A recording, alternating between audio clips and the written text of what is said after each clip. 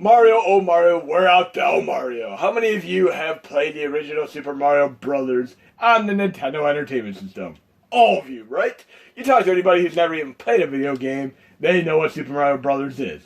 And I'm a big fan of the original, but I'm going to show you something very, very cool right now. Because there are actually multiple incarnations of the Mario games, including an arcade version of Super Mario Brothers. And I'm going to show you something very, very interesting for those of you who've been following me for the last couple of years. The way that it used to run. Here's how it used to run on the minis 2 years ago. But Grant2258 and myself got this fixed up, and in Extreme and Plus it works tremendously fine now. But right here it sounds like Freddy Krueger designed the game because it sounds like scratching on the chalkboard. Bam! And this also affected the Iron games such as In the Hunt. That's kind of why I did an intermediate ripping tutorial to show you how to have better, more appropriate sound for In the Hunt on the minis until we got it fixed up in the arcade course and stuff. But this is absolutely unplayable. And this is very, very cool because I'm going to show you something right now. We're going to load the same game up again, but with the updated MAME 2003 stream, which is going to go out in the next couple of days. You're also going to have support to be able to run Metal Slug 5 and over 125 Midway, Bally, Atari Vector, and such games like Rampage, Journey, Star Wars Arcade, Tempest, and so on. I mean, these are all incredible games. You need to be able to run these. But now we're going to run it with the fixed sound encryption. Again, thank you, Grant2258, for helping out with this. And this is not a pushover game where you can simply, you're going to be putting quarters in because normally in the Mario game, you can get through it pretty easily with trial and error and just pushing through because you have the continues, obviously. The continue is right in the manual where you can hold the button and push start. I believe it was like the B button and push and start when the game's over and then you can continue. Here you can just put quarters in. But you can also get 100 coins, but can you? No, you cannot get 100 coins in the game. You get 150 coins. Like Cool Whip, 150 coins. Cool Whip never gets old from Family Guy. That was so funny.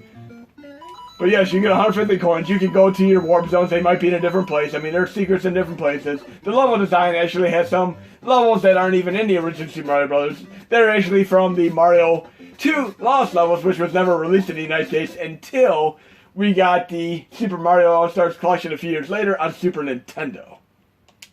But yes, after Super Mario Brothers and this Nintendo versus Super Mario Brothers Arcade, there's actually Lost Levels, which was known as Super Mario Brothers 2 in Japan. But we got Super Mario Brothers 2 in the United States, which was known as Doki Doki Panic, without the reskin in Japan. Yes, it gets a little bit perplexing. But we also had another game which came out before Lost Levels and before Mario 2. It was actually on the PC-88, and it wasn't even made by Nintendo. It was called Super Mario Brothers Special. And it runs with the PC-88, which is the Quasi-88 core, and we're going to run that right now. And you do need BIOS, but this is in the BIOS README for the Master BIOS module. It's pretty easy to get going. And due to hardware limitations, you're not going to get the full color palettes and the scrolling effect that you are used to in the amazing Mario game. But this is very, very cool. Damn cool, nonetheless. I call this Drunk Mario. Look, you don't even have white color here at all. So check it out. It's like Drunk Mario, and this is like a drinking game. You have to take a shot every time you die. I'm going to go to the right here. Yes, this is how the game actually runs. You actually run off the screen. You can't scroll because of the hardware limitations, and the color palettes are limited. Very, very funny, but very, very fun game. And there's another game that was on a PC-88 that was also incredibly cool. Because if you're a Donkey Kong fan and a Galaga fan, they actually had, yes, this is really incredibly hard to play, but fun. It's Drunk Mario. This is on the PC-88 Quasi-88 core. But also on the PC-88 core, you had this game right here, which I'm going to play for a brief moment. Because again, Galaga, Donkey Kong mashup. You had Donkey Kong 3, the Great Counterattack, which is actually a shmup. This is a shmup game. It's ridiculous. It's very, very cool. We'll play this for a brief moment. And after this, there's actually another version of Super Mario Brothers Special, which came out on the Sharp X1. And many of you who are familiar with the Sharp would know about the X68000, which runs the great Rusty game, which I consider a Castlevania style game without the license. But yes, we have a shmup here, Galaga style with Donkey Kong. Very, very interesting. On the PC-88 core. Notice that little sound effect in the way his mouth moves is kind of like King Hippo in the original Punch-Out game. It's Galaga with Mario. How weird is this? This is very, very uniquely different. Definitely uniquely interested in a game that many people have asked me about for the last couple years, but I have the Sharp X1 core working as well, and this is awesome. And I give personal thanks to R-Type, who helped out with the Vice X64 preliminary keyboard to controller mapping a while back. And we're going to be playing the Sharp X1 version of Super Mario Bros. Special right now. And this is going to go out in the update. So we're playing it right here. And this actually has a little bit more of hardware ability than the one that I was just showing you. So it actually is able to scroll, but more like archaic Zelda or even Legacy of Kain Blood Omen style. Check it out for a moment here. And it does run a little bit tad slow. But yes, this is the X1 version of this. And by the way, the other version that I just showed you on the PC-88 was actually made by Hudson Soft. And Hudson Soft made Bomberman, the TurboGrafx 16, and so on. I mean, TurboGrafx 16 never gets old, but I'm going to get to the end of the screen here, and you're going to see how it scrolls. And the controls are actually reversed right now. I have my B and A reversed by default here. That's why I had to get used to the change control, but look, it's scrolling here. This kind of reminds me of like the side-scrolling Paper Mario 2D game that was on Wii that played more like Super Mario Brothers. Still very, very cool. And there are quite a few games on the PC-88, Quasi-88 core, as well as the Sharp X1 core. Bam! This is pretty difficult. It's like Drunk Mario times 2. Let's try this one more time. See if I can even make it past the first stage. Again, by the time Nintendo got their hands on things, you know, with follow-up games like Mario 3, they had these refined to a T, and Mario 3 is unequivocally one of the best gameplay experiences ever. I remember just going through hell to get Mario 2 because they were limited. A lot of stores were actually told by Nintendo at the time that if they carried any kind of products like, look at this, I'm done. Let's see you guys try to get past the first stage. It's not easy, it's tough. But we're going to try the other game on Sharp X1 right now. And you're going to be enjoying these all with the update, of course. We're going to try the Donkey Kong game, shmup game. We're going to try the Sharp X1 version of it right now. And it is the X1 Millennium core based on the X1 Millennium PC emulator. Again, thank you, R-Type. And sorry, I'm stuck in a Drunk Mario. I haven't had enough beers. Maybe if I have a few more beers, it'll work in reverse. Kind of like overclocking, becoming underclocking if you go too far. Or like a wheel spoke spin, and so far it seems like it's going in reverse. But let's see how this plays. You also have a very, very cool version of Galaga and Gradius on the system as well. You can see the sound is actually better right from the boot here. This is way better sound. And some of the Sharp X68000 games are actually awesome. They were actually used by Capcom to make games like the original Street Fighter 2, Strider, and so on. These were actually made on the home computer for the PC-98 before they made it into the arcade. How awesome is that? Because normally at home you'd always have an inferior version until like the Neo Geo came out. But yes, we had the PC-98, which actually had games which are pretty spot on to the arcade versions. Of course, Strider had a sound effect that they changed because it became very annoying. But we're going to load another Mario game right now, because we can't have enough Mario. We're actually going to load up a hack of the Mario Brothers Special. You can hack it. I'll include the hack in my update, but you're going to have to patch it with Lunar IPS. But it's the original world version of Super Mario Brothers, but it's made to play like Super Mario Brothers Special. The one I showed you for X1, and of course the PC-88. We're going to load it with FCE memory. And this is actually the original Super Mario Bros. With a ROM hack applied to it using Lunar IPS. I'll include the patch, and of course you could use Lunar IPS, which is in a perm cheats patching folder, and my extras release. And it'll go out this weekend, of course.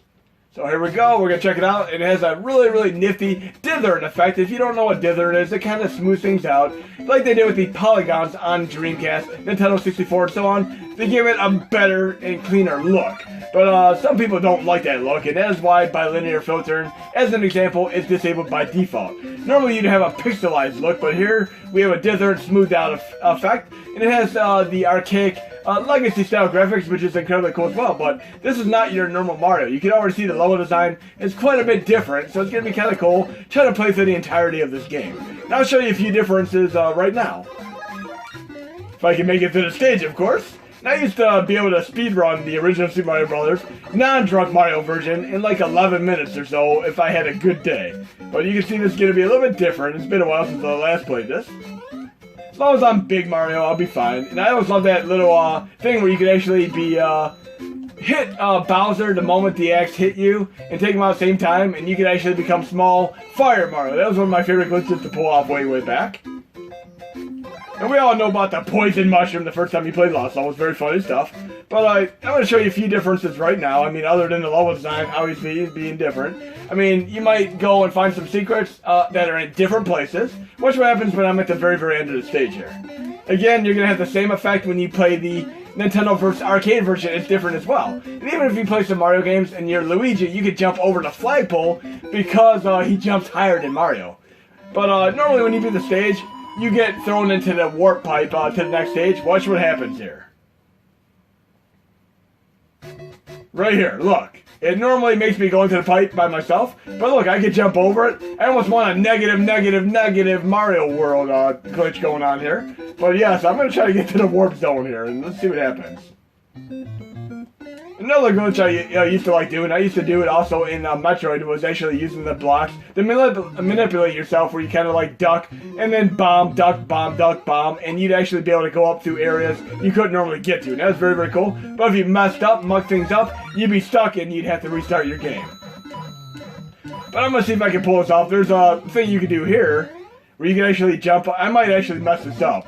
But you can actually jump in the blocks and get right to the top right here if you do it the right way. You can do it in the original Mario Bros. I'm not sure if I'm going to be able to pull it off here. Let's see if I can do it. You kind of get at the edge of the screen, then you run and jump. I need a little bit more here. Let's try to do this a little bit more. Well, it might not work in this game. Let's see. There we go. You can do this in Double Dragon as well, going up the ladder. That is very cool. But let's get to the end of the stage here.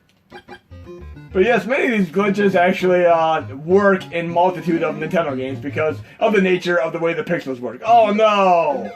We don't need that. We're going to try this one more time. We've all done that. I need my Princess Toadstool for Mario 2 where I can glide jump. But we're going to try this one more time. I'll make it. At least I know that one little exploit works for the block hopping. Let's try it one more time here. But I don't have my fireball to help me through here. But yes, I love doing this little thing right there. See if we can do... Oh, that's too far. I screwed that up. But you see how it is. Let's try to get to this part. Should be able to get my fire flower here. Nope. I'm pretty sure in the original version there's a fire flower about that part there. And this looks a little bit different than the other version. A little bit more difficult for the second stage. Okay. Yeah, this is definitely a little bit different here. Oh, what's this? I'm kind of hoping I wonder if I can go through one of these pipes. Nope.